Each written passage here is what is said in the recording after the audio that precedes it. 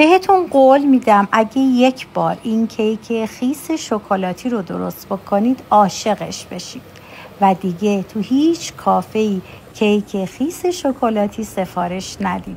بس که این کیک خوشمزه و لذیذه با یه بافت کاملا سبک و پنبه‌ای. درست کردنش هم خیلی راحته و خیلی هم مغروم به صرفه تر از کیک‌های کافه‌ای. فقط شما باید همه مواد رو نیم ساعت قبل بذارید بیرون تا به دمای محیط رسیده باشه. حالا 4 تا تخم مرغ رو به همراه شکر و وانیل با دور تنده همزن حدوداً 7-8 دقیقه بزنید.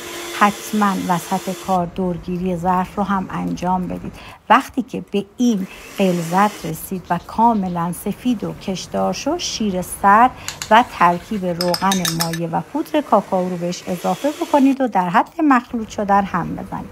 آرد و بیکینگ پودر رو که قبلا با هم ترکیب کردم 3 بار الک کردم بهش اضافه کردم و با همزن دستی یا با لیسک در یک جهت به صورت دورانی مواد رو ترکیب بکنید. حالا قالب به قطر 23 سانت نیاز داریم، یا کفشو کاغذ روغنی بندازید یا چرب بکنید. مواد رو بریزید، با یه سیخ چوبی هواگیری بکنید، بذارید تو فرن طبقه وسط المنت پایین دما 170 به مدت تقریبی 40 تا 45 دقیقه.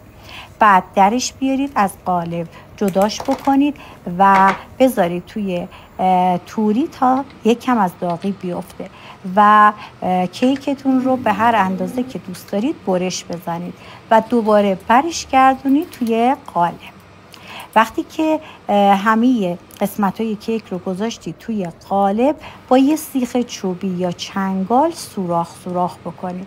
سعی کنید این سوراخ‌ها عمیق باشه و بعد بذارید کنار. حالا مواد سس رو با هم ترکیب می‌کنیم، میذاریم روی حرارت تا به جوش بیاد. به محض که به جوش اومد از روی حرارت بردارید.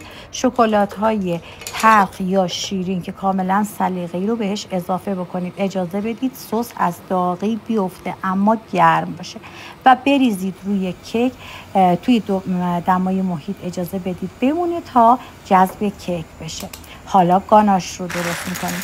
به مقدار مساوی خامه و شکلات چیپسی رو با هم ترکیب کردم، گذاشتم روی حرارت. وقتی که کاملا آب شد و از داغی افتاد، ریختم روی کیک و اجازه دادم توی یخچال نیم ساعت بمونه. نوش جان.